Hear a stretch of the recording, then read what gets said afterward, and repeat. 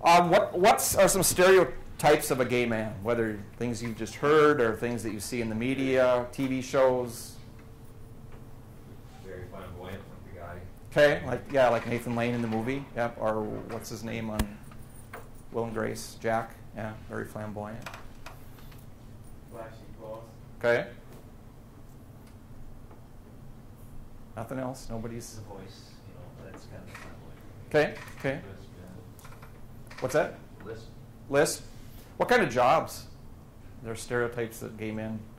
What kind of jobs do they have? What's that? Hairstylist. Hairstylist. Fashion designer. Fashion designer. Clothing. What's that? Clothing. Clothing designer. Real estate. Flight attendants. Those types of jobs. How about lesbians? Stereotypes of a lesbian.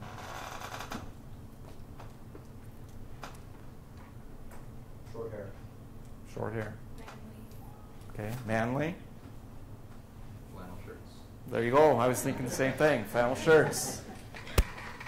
What kind of jobs do lesbians have? Welder. Welder. Okay. Construction. Construction.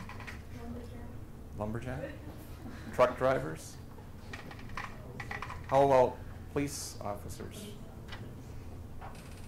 You probably could ask just about any female that works for a police department or sheriff's department that deals with the public, and they've probably either been asked or called that by someone, usually probably some drunk person they're arresting or something, but that's very much a stereotype. It is talking to the females in our department, they hear that and they've heard that.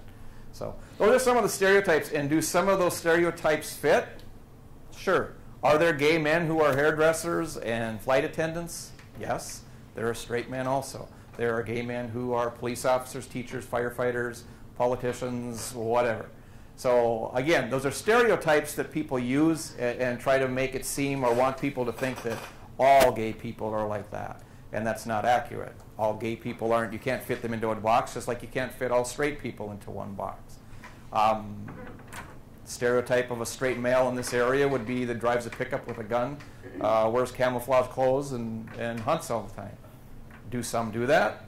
Sure. Is that accurate to say that all do? No. So this is why you got to stay away from stereotypes and be careful to know that you can take them in jest, like in the movie or TV and things like that. But you can't get hung up on that and use those stereotypes. Looks like I'm missing a couple of slides here, but just some examples I had talked about actually. I went to school for law enforcement at Alexandria way back in the early 80s. And while I was there, I was interviewed for this book called A Matter of Justice that was written. And obviously, well, it was a couple years after that, I'm sorry. I was working here then. And I talked about my schooling experience. And I did it anonymously, obviously. At that point in time, I wasn't out, so my interview in there, like most of those, are anonymous. But those are just some things. I had gotten my ear pierced when I was 18, I think, something like that. And I worked in the mall out at Alexandria, and one of the instructors, the physical ed instructor actually, was out there and saw me, and because I couldn't wear the earring in class, and I didn't, and so he saw me and saw that, and looked. He gave me a startled look, but he didn't say anything. But then he came and talked to me, or he asked me to come and talk to him when I went back to school.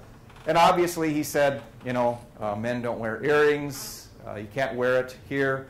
We prefer you don't wear it even when you're working, because people will think you're queer. And so how do you think that I feel when I'm there at that school with 25 other people and knowing that that's the attitude of one of the instructors? After leaving his office, I wanted to go home. I wanted to quit. I thought, this is not going to work. If this is his attitude, then if somebody does something to me, whether physical or however, he's going to look the other way. He's not going to care.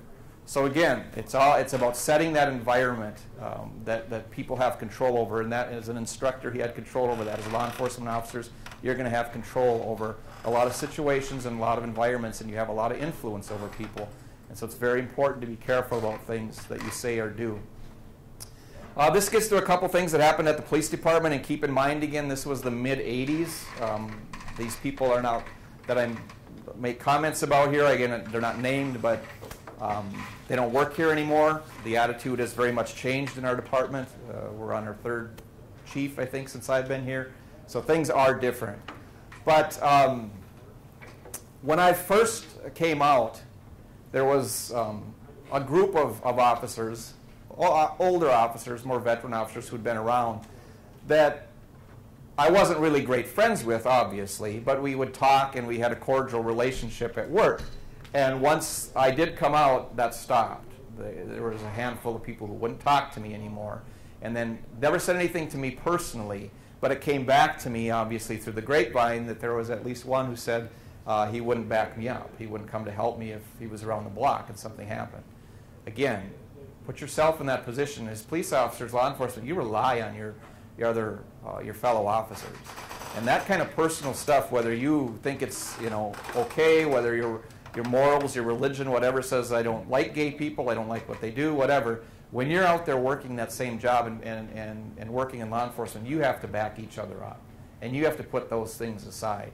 And so, again, somebody hearing that, and I'm guessing that there are law enforcement people throughout the country who've heard those types of things that, like I said, have left their departments or quit law enforcement. And again, you can lose some good people. So you have to be careful about those things and try and put those personal things aside.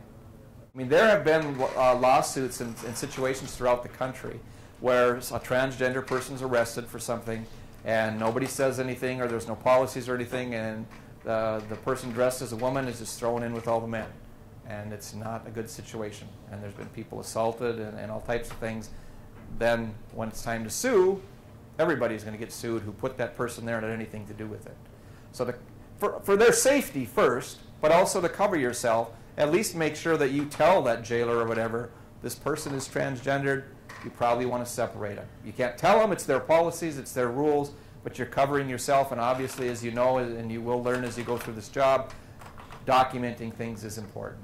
So whether you put it on your arrest sheet that I told them are listed transgender, I don't think our arrest sheets in Fargo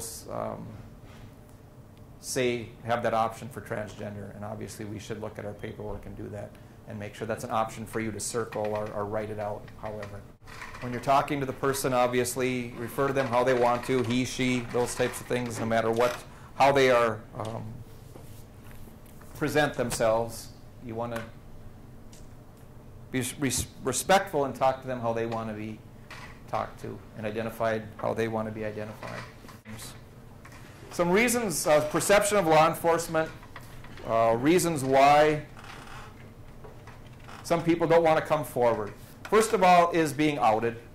There's a lot of, the gay community in this area is pretty large. You wouldn't know that if you went to an event where something was going on, whether it's political or whatever.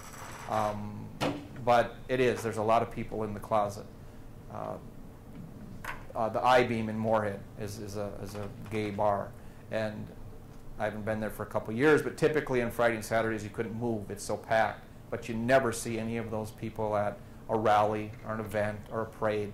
There's just a lot of closeted people, and so that's why they won't deal with law enforcement and cooperate with law enforcement for fear of being outed. And part of that reason is, again, if you look at people in North Dakota, for instance, me working in Fargo, if the chief wanted to, he could fire me without having a reason.